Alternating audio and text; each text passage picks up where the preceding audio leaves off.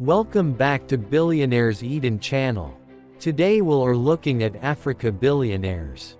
Africa, a land of vast deserts and green forests, cities glowing with skyscrapers, and villages where time seems frozen. It is a continent of abundance, gold, oil, diamonds, and people whose resilience defies the harshest storms. But beneath the shadows of poverty and corruption, there are men whose names echo across boardrooms, whose fortunes rival kings, whose empires stretch beyond borders. These are Africa's billionaires. Today, we count them down, from number 10 to number 1. Each story, more surprising than the last. At number 10, we begin in Cairo, Egypt. A city that has seen pharaohs, conquerors, and revolution. From its crowded streets rose a man named Mohammed Mansour, worth over $3.6 billion. But his story is not one of quick fortune. It is the story of survival, resilience, and mastering chaos. His father founded a family business in the 1950s, a car distribution company. For decades, it thrived, until tragedy struck. In 1976, the elder Mansour was killed in a car accident. Most families would have collapsed under grief, but Muhammad and his brothers picked up the pieces. They expanded the company far beyond cars. Mansour signed distribution deals with General Motors and Caterpillar. He brought the American industrial giants deep into Africa and the Middle East. Through political unrest, through economic crises, he kept growing. Even when Egypt shook under revolution in 2011, when businessmen fled, Mansour stayed. Today, his empire controls one of the largest GM distributors in the world. But that's only the beginning. He built a conglomerate that spans supermarkets, finance, and real estate. Behind his quiet smile is a man who controls industries across continents.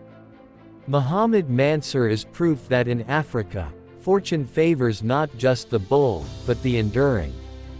From Cairo, our journey takes us south, to Johannesburg, South Africa, where we meet the 9th richest African, Patrice Motsepe.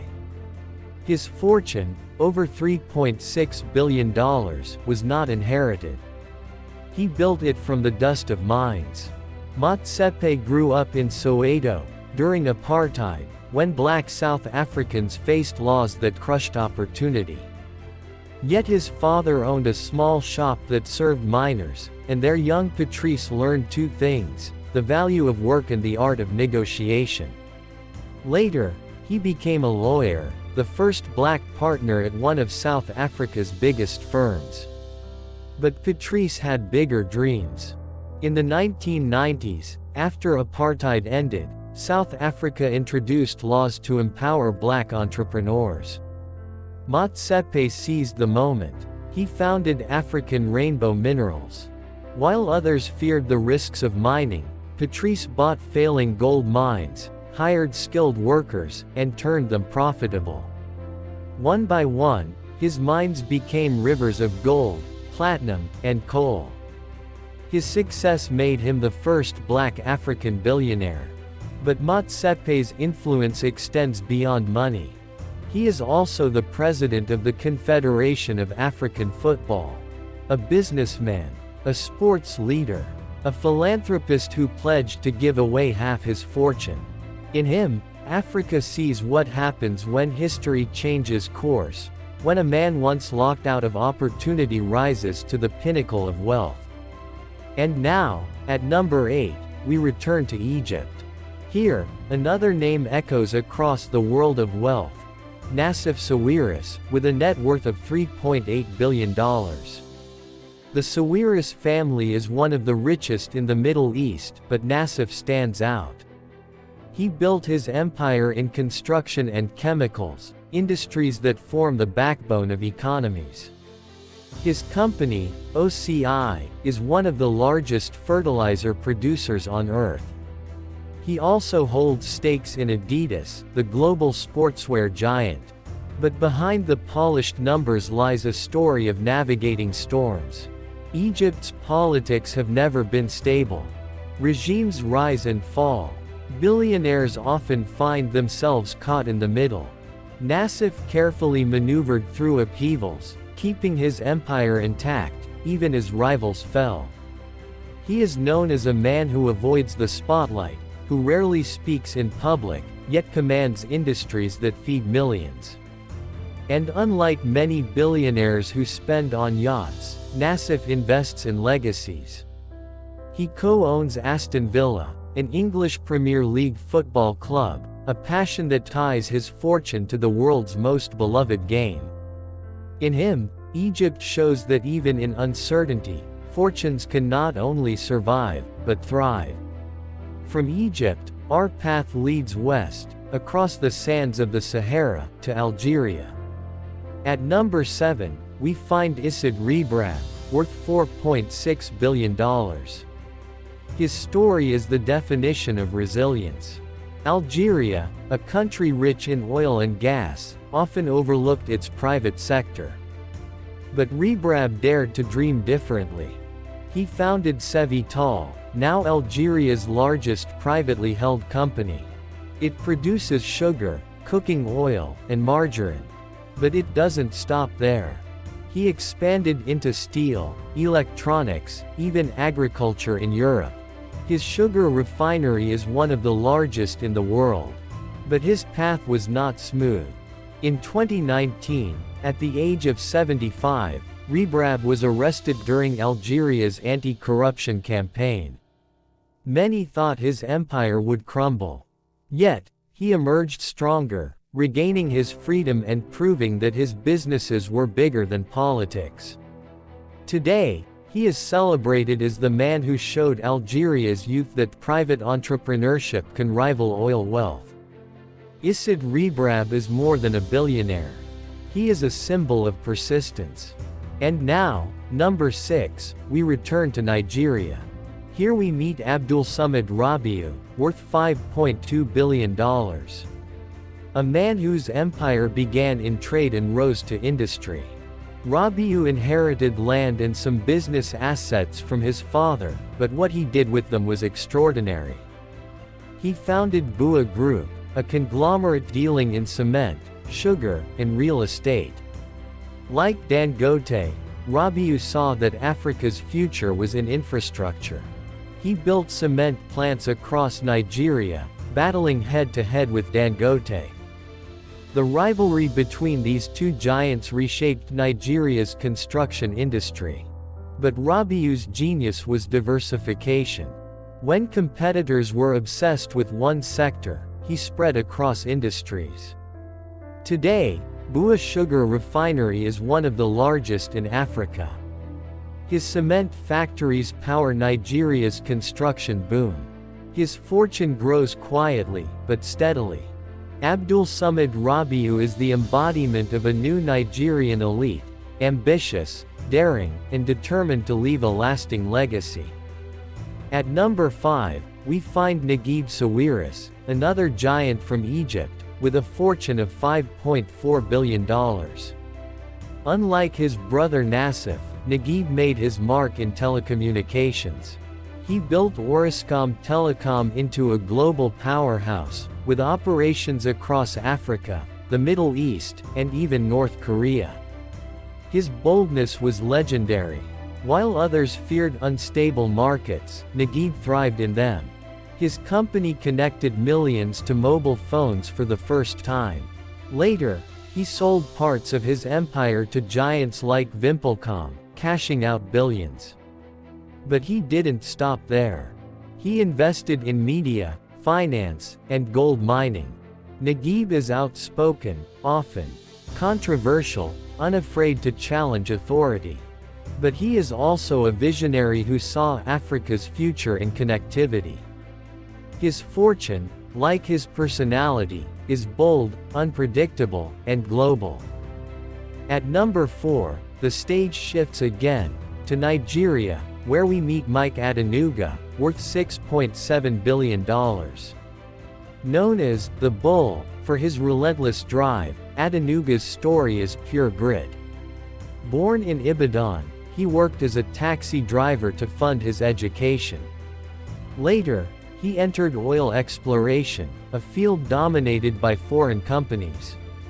Against the odds, his company, Canoil, struck oil in the early 1990s, the first Nigerian firm to do so. That single strike changed everything. But Adenuga was not done.